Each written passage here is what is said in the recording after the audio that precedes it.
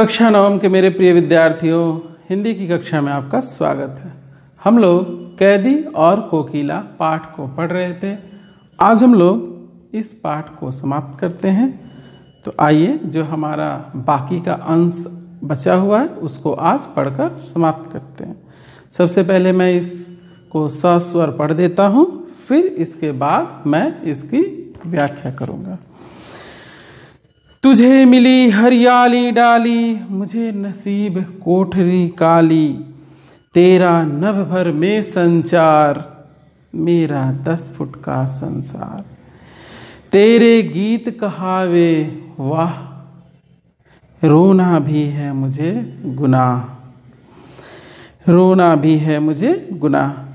देख विषमता तेरी मेरी, बजा रही तिस पर रणभेरी। इस हुंकृति पर अपनी कृति से और कहो क्या कर दूं, कोकिल बोलो तो। मोहन के व्रत पर प्राणों का आशव किस में भर दूं, कोकिल बोलो तो। आइए अब इसमें आए कठिन शब्दों को सबसे पहले जान लेते हैं। नसीब का अर्थ होता है किस्मत। गुनाह का अर्थ होता है अपराध। विषमता का अर्थ होता है अंतर। हुंकृति का मैंने पहले ही अर्थ बता दिया था, हुंकार, तेज आवाज।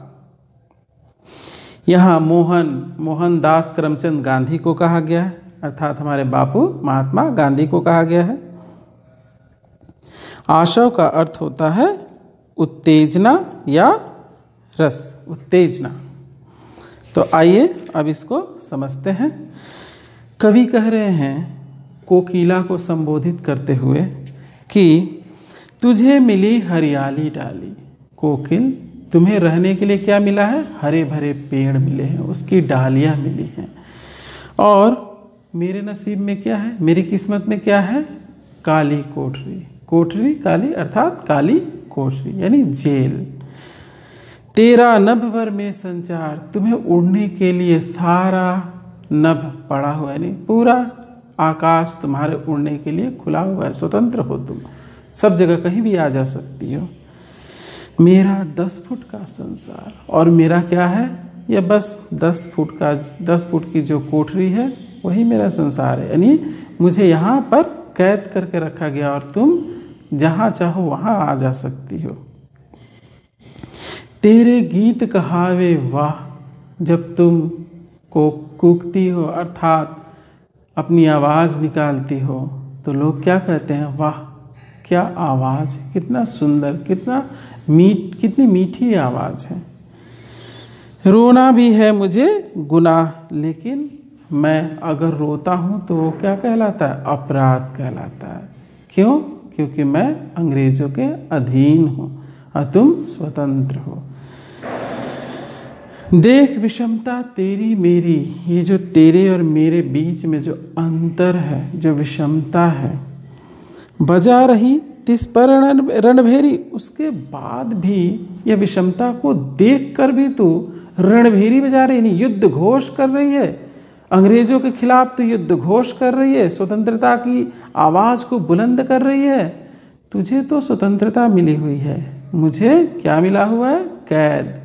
तो ये तो हमारे बीच में अंतर है। उसके पश्चात भी तू भारतवासियों में एक उत्तेजना, एक उत्साह को जागृत करके युद्ध घोष कर रही है। कोकिला बोलो तो। इस हुंकृति पर अर्थात इस आवाज पर, इस तेज पुकार पर अपनी कृति से और कहो क्या कर दूं, मैं अपनी कृति यानी रचना से बोलो, मैं और क्या उसमें योगदान दे सकता हूँ। जो तुम्हारी रणभेरी है, जो तुम्हारी आवाज़ है, जो तुम तेज आवाज़ निकाल कर युद्ध घोष कर रही हो, अपनी कृति से कहो मैं और क्या कर दूं। बताओ, इस आज़ादी की लड़ाई के लिए मैं अपनी रचनाओं से और क्या कर सकता हूँ और क्या योगदान दे सकता हूँ इस आज़ादी की लड़ाई में।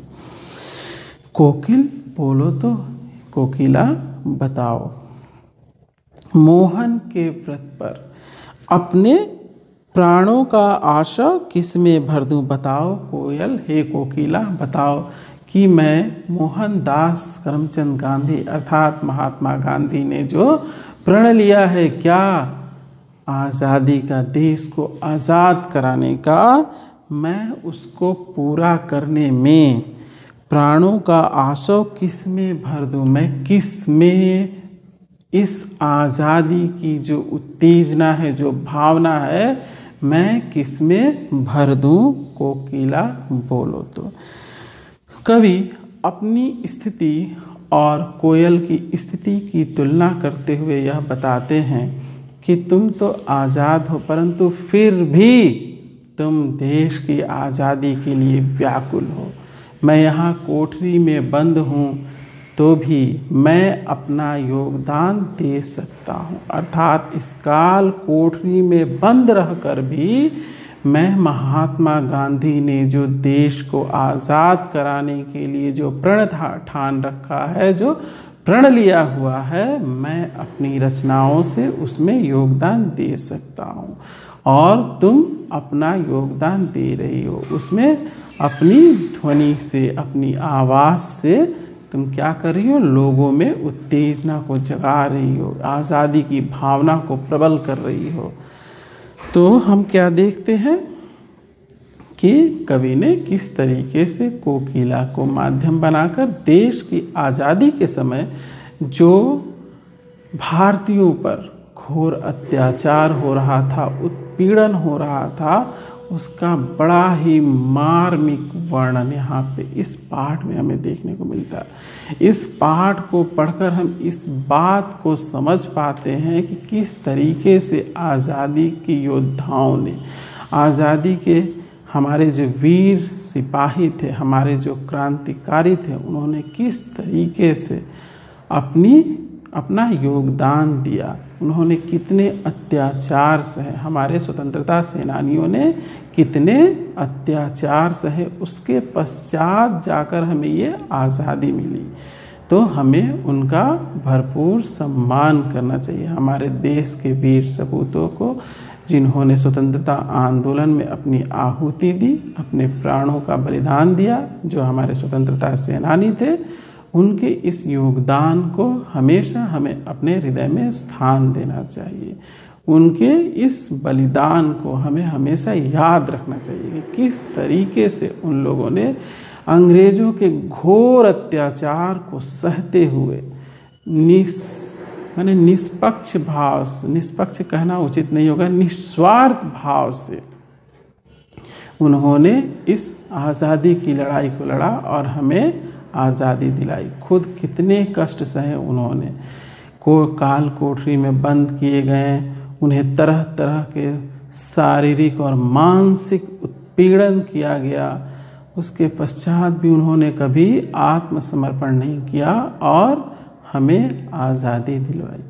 तो इस पाठ को हमेशा आप लोग याद रखिएगा ताकि हमारे दिलों में उनके योगदान की जो ज्योति है वो हमेशा जलती रहे। तो इस पाठ में इतना ही। इसके जो प्रश्नोत्तर हैं आप लोग ई पोर्टल पर आप लोगों को मिल जाएगा। तो मिलते हैं अगली कक्षा में अगले पाठ के साथ। हमारा अगला पाठ होगा चंद गहना से लौटती बेर। तो मिलते हैं अगली कक्षा में और पढ़ते हैं चंद गहना से लौटती बेर।